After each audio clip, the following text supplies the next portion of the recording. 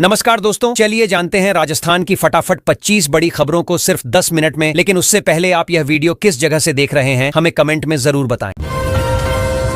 Rajasthan jail प्रहरी भर्ती के फिजिकल टेस्ट के लिए अब एडमिट कार्ड जारी हो चुके हैं। जिन्होंने फॉर्म भरा था वो अब सीधे लिंक से अपना कार्ड डाउनलोड कर सकते हैं। इसमें टेस्ट की तारीख, समय और स्थान की जानकारी दी गई है। उम्मीदवारों से कहा जा रहा है कि समय से पहले पहुंचें। पिछले 2 सालों में राजस्थान में एसएससी, एसटी अत्याचार के मामलों में करीब 28% की कमी आई है। डीजीपी शर्मा ने बताया कि पुलिस की सख्ती, मॉनिटरिंग सिस्टम और जागरूकता कार्यक्रमों से ये सुधार देखने को मिला है। अभी भी कई कदम उठाए जा रहे हैं ताकि ऐसे मामलों में और कमी आए।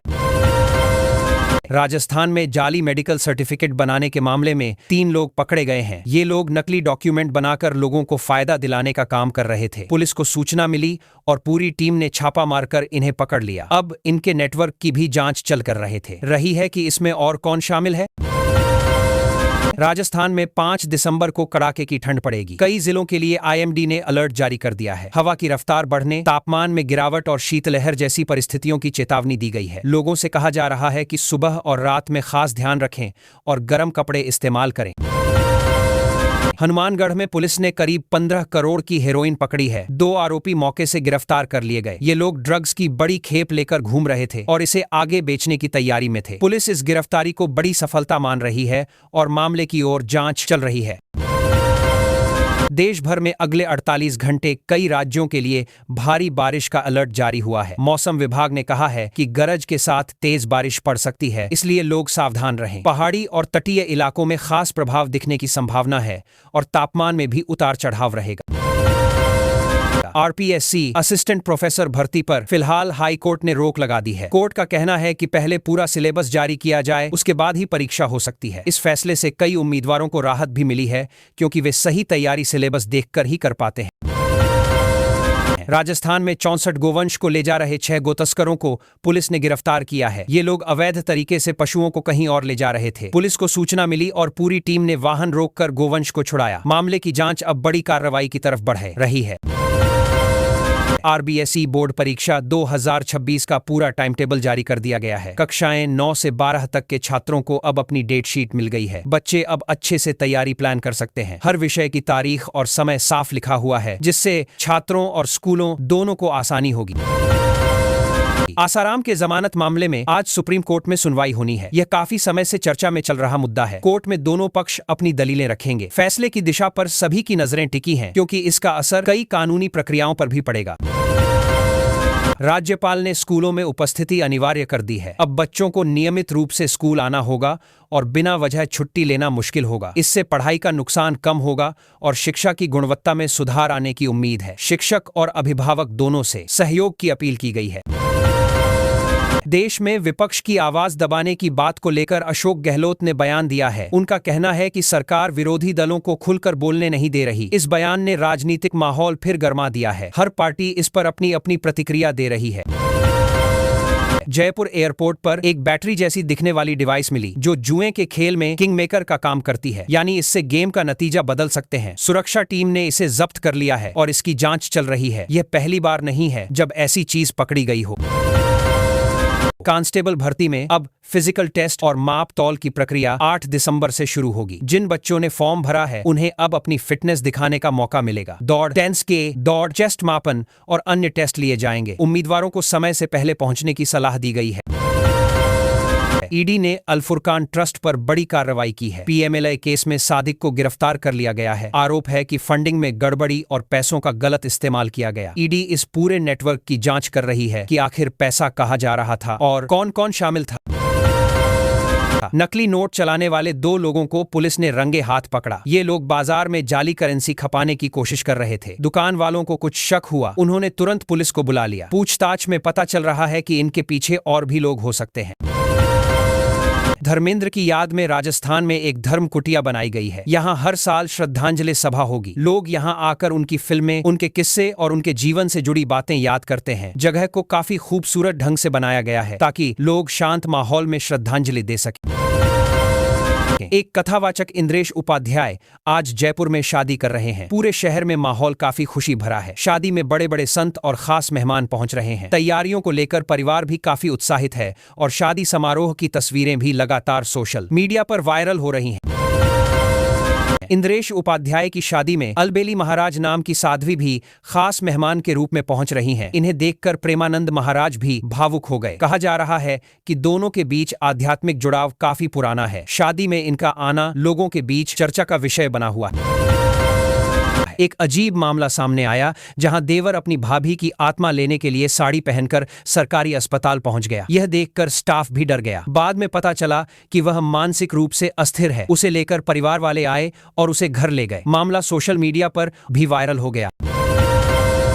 राजस्थान में BSTC प्री DLED 2026 का रजिस्ट्रेशन शुरू हो गया है। मतलब जो बच्चे DLED करना चाहते हैं अब फॉर्म भरकर एडमिशन की तरफ पहला कदम बढ़ा सकते हैं। आवेदन ऑनलाइन ही होंगे, इसलिए भीड़ भाड़ और लाइन में लगने जैसा झंझट नहीं रहेगा। बस डॉक्यूमेंट सही रखने होंगे। राजस्थान की प्रगति यात्रा में इस बार प्रवासी राजस्थानी भी बढ़ चढ़कर हिस्सा ले रहे हैं। सरकार कह रही है कि बाहर रहने वाले लोग भी अब राज्य के विकास में हाथ बंटा रहे हैं। इससे उद्योग, निवेश और सामाजिक कार्यक्रमों को मजबूती मिल रही है और राज्य स्तर पर माहौल सकारात्मक बन रहा है।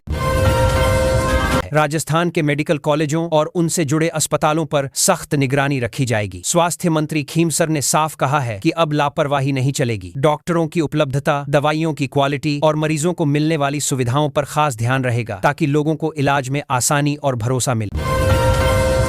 RSC की 3री बटालियन बीकानेर में जल्द ही फिजिकल टेस्ट होने वाले हैं। 9 दिसंबर को उम्मीदवारों का दौड़, लंबी कूद और अन्य शारीरिक परीक्षण किए जाएंगे। तैयारी में जुटे युवाओं के लिए यह बड़ा मौका है, इसलिए सब लोग अब अंतिम तैयारी में लगे हुए हैं ताकि चयन की उम्मीद बढ़ सके। राजस्थान सरकार ने इस बार नई पर्यटन नीति लागू की है। इसमें धार्मिक जगहों, पुराने किलों और प्राकृतिक साइटों को आधुनिक सुविधाओं से जोड़ने का प्लान बनाया गया है। इससे इलाके में पर्यटन बढ़ेगा, रोजगार मिलेगा और स्थानीय लोगों की कमाई भी सुधरेगी। पूरा फोकस पर्यटन को मजबूत आर्थिक स्तंभ बनाने पर है। सरकार ने छोटे उद्योगों और MSME वालों के लिए व्यापार आसान करने की नीति लागू की है। अब लाइसेंस, दस्तावेज और निवेश से जुड़ी प्रक्रियाएं तेज होंगी। इससे छोटे व्यापारियों को सीधा फायदा मिलेगा और नई फैक्ट्रियां खुलेंगी। उम्मीद है कि इससे रोजगार बढ़ेगा और आर्थिक गतिविधियां तेज होंगी। आदिवासी इलाकों में युवाओं को रोजगार देने के लिए नई स्किल डेवलपमेंट योजना शुरू की गई है। सरकार ने तय किया है कि अब गांवों में ही ट्रेनिंग सेंटर खुलेंगे और स्थानीय आजीविका से जुड़े कोर्स चलेंगे। इससे युवाओं को नौकरी की तलाश में बाहर नहीं जाना पड़ेगा और पूरे क्षेत्र में विकास बढ़ेगा। अभावग्रस्त क्षेत्रों की सूची बदल दी गई है। कई तहसीलें इससे बाहर आ गई हैं, जिससे किसानों पर लगी कुछ पाबंदियां हटेंगी और योजनाओं का दायरा भी बदलेगा। सरकार का कहना है कि इन क्षेत्रों में अब पहले से बेहतर विकास हुआ है, इसलिए सूची में बदलाव किया गया है। लोगों को मिला जुला असर दिखेगा। राजस्थान सरकार ने नई व्यापार संवर्धन नीति में सरकार ने मंडियों और व्यापारियों को काफी राहत दी है। अब किसी दुर्घटना या प्राकृतिक नुकसान पर व्यापारी को तेज मुआवजा मिलेगा। बीमा से जुड़े प्रावधान भी आसान किए गए हैं। व्यापारियों का कहना है कि इससे नुकसान के डर में कमी आएगी और वे ज्यादा निवेश कर सकेंगे। सरकार ने सोलर वेस्ट रिसाइकलिंग बढ़ाने के लिए नए आदेश जारी किए हैं। पुराने सोलर पैनलों का कचरा अब सही तरीके से निपटाया जाएगा, जिससे प्रदूषण घटेगा। साथ ही नई सौर ऊर्जा यूनिटों को बढ़ावा मिलेगा। इससे आने वाले समय में किसानों और उद्योगों दोनों को सस्ती और साफ ऊर्जा मिलने की उम्मीद है। ठंड और कोहरे को देखते हुए प्रशासन पूरी तरह अलर्ट मोड पर है। फसलों को पाले से नुकसान न पहुंचे, इसके लिए किसानों को सलाह दी जा रही है। सड़कों, बिजली और पानी की सेवाओं पर भी खास निगरानी रखी जा रही है। मौसम विभाग की चेतावनी पर अधिकारियों की टीमें लगातार मौके पर नजर रख रही हैं। पर्यटन नीति 2025 में हेरिटेज, धार्मिक और इको टूरिज्म को सबसे ज्यादा प्राथमिकता दी गई है। सरकार ऐतिहासिक इमारतों की मरम्मत, धार्मिक मार्गों के सुधार और जंगल सफारी जैसी सुविधाओं को बढ़ाने की तैयारी में है। इसका असर यह होगा कि सैलानियों की संख्या और स्थानीय रोजगार दोनों बढ़ेंगे। आवासन मंडल ने नई हाउसिंग स्कीमों और पुराने प्रोजेक्टों की तेज समीक्षा शुरू की है। कई स्टॉल्ड प्रोजेक्टों को जल्द पूरा करने का प्लान बना है। शहरों में सस्ते मकानों की उपलब्धता बढ़ाने पर जोर दिया जा रहा है। लोगों को उम्मीद है कि इससे घर खरीदना पहले से आसान होगा और देरी वाले मामले कम होंगे। किसानों के लिए खाद और बीज की आपूर्ति सुनिश्चित करने के निर्देश दिए गए हैं। यूरिया और डैप की कमी न हो, इसके लिए गोदामों की जांच बढ़ा दी गई है। अधिकारी मंडियों में लगातार निरीक्षण कर रहे हैं। रबी सीजन को देखते हुए सरकार चाहती है कि किसानों को किसी भी तरह की परेशानी न आए। सौर ऊर्जा उत्पादन बढ़ाने के लिए सरकार नई योजनाओं पर काम कर रही है। लक्ष्य है कि दिन में किसानों को ज्यादा बिजली मिल सके। इसके लिए ग्रिड अपडेट, नए सोलर प्लांट और फीडर सुधार का काम तेजी से आगे बढ़ रहा है। इससे खेती की लागत घटेगी और बिजली पर निर्भरता कम होगी। राजस्थान के सीमावर्ती और पर्यटन क्षेत्रों में सड़क, बिजली और पानी जैसी सुविधाओं को मजबूत करने की मंजूरी दी गई है। इन इलाकों में पहले सुविधाएं काफी कमजोर थीं, लेकिन अब सरकार ने बजट बढ़ाकर तेजी से काम करने का आदेश दिया है। इससे वहां रहने वाले लोगों और सैलानियों दोनों को फायदा मिलेगा। राजस्थान में पशुपालकों के लिए 1 दिसंबर से खास शिविर लगाए जा रहे हैं, जहां फ्री बीमा योजना का रजिस्ट्रेशन किया जा रहा है। सरकार चाहती है कि ज्यादा से ज्यादा पशुपालक इस बीमा से जुड़ें ताकि किसी दुर्घटना या बीमारी में नुकसान कम हो। लोग भी बड़ी संख्या में पहुंच रहे हैं क्योंकि यह पूरी तरह मुफ्त है।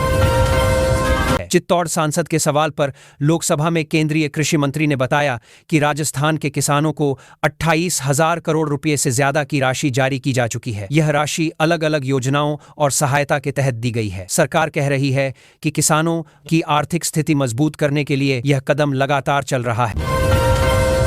राजस्थान में पशु स्वास्थ्य सेवाओं को बेहतर बनाने के लिए 14 नए पशु चिकित्सालय भवनों के लिए करीब 26.5 करोड़ रुपए मंजूर कर दिए गए हैं। इससे गांवों और छोटे इलाकों में इलाज आसान होगा। पहले लोगों को दूर अस्पताल जाना पड़ता था, पर अब पास में ही डॉक्टर और सुविधाएं उपलब्ध होंगी।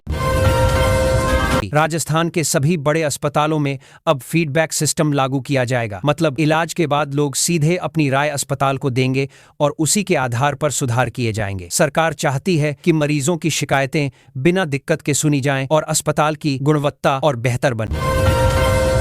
जेडीए ने ट्रैफिक व्यवस्था सुधारने के लिए कई सड़कों पर काम करवाया है। जहां जहां रास्ते टूटे थे, वहां पैचिंग और चौड़ाई का काम किया गया। इससे रोज आने जाने वालों को राहत मिलेगी, क्योंकि पहले जाम और खराब सड़कों की वजह से काफी परेशानी होती थी। अब स्थिति थोड़ी सुधरती दिख रही है। नगर निगम ने शहर में 2 अवैध निर्माणों को ढा दिया। ये लोग बिना मंजूरी के बिल्डिंग तैयार कर रहे थे। निगम का कहना है कि कई बार नोटिस दिया गया, लेकिन पालन नहीं हुआ। आखिरकार कार्रवाई करनी पड़ी। इससे बाकी लोगों को भी संदेश गया कि बिना अनुमति निर्माण करना अब मुश्किल होगा। राजस्थान के कई हिस्सों में रात का तापमान तेजी से गिरा है। लोगों को ठंड काफी ज्यादा महसूस हो रही है। कई जगहों पर तापमान सामान्य से नीचे चला गया है। रात में तो हाल ये है कि बिना गर्म कपड़ों के बाहर निकलना मुश्किल हो रहा है। मौसम विभाग ने अगले दिनों में और गिरावट बताई है। भाजपा मंत्री कर्नल राज्यवर्धन ने कहा कि पार्टी का सबसे बड़ा काम जनता और अपने कार्यकर्ताओं की परेशानियां बिना देरी के हल करना है। वो बता रहे थे कि किसी भी सरकार का असली मूल्य उसी से है कि वह लोगों की समस्याओं को कितनी जल्दी सुलझाती है। कार्यकर्ताओं को भी उन्होंने प्रेरित किया। राजस्थान BSTC प्री DLED 2026 का रजिस्ट्रेशन शुरू हो गया है। स्टूडेंट अब अपनी शैक्षणिक योग्यता के आधार पर आवेदन कर सकते हैं। वेबसाइट पर सारी डिटेल दी गई है। जो बच्चे टीचर ट्रेनिंग में जाना चाहते हैं, उनके लिए ये जरूरी परीक्षा है। अब सब इसके फॉर्म भरने में लगे हुए हैं। अजमेर में एक बेहद दुर्लभ पक्षी दिखा है, जो दिखने में लगभग बाज जैसा लगता है। इसे देखने के लिए लोग इकट्ठा हो गए, क्योंकि ऐसा पक्षी आमतौर पर यहाँ नहीं मिलता। वन विभाग भी जांच कर रहा है कि यह पक्षी भटक कर आया है या किसी प्रवासी प्रजाति का हिस्सा है। काफी चर्चा बनी हुई है।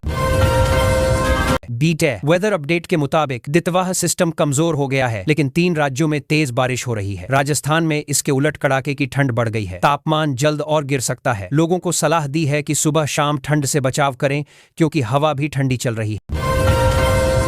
जेडीए की टीम ने 16 बीघा जमीन पर बस रही 4 अवैध कॉलोनियों को पूरी तरह ध्वस्त कर दिया। वहां लंबे समय से बिना अनुमति के प्लॉट काटे जा रहे थे। कार्रवाई के दौरान पुलिस भी मौजूद रही और मशीनों से पूरा ढांचा गिराया गया। आसपास के लोग भी दिखाया गए रहे थे कि सरकार अब ऐसी कॉलोनियों पर सख्त है।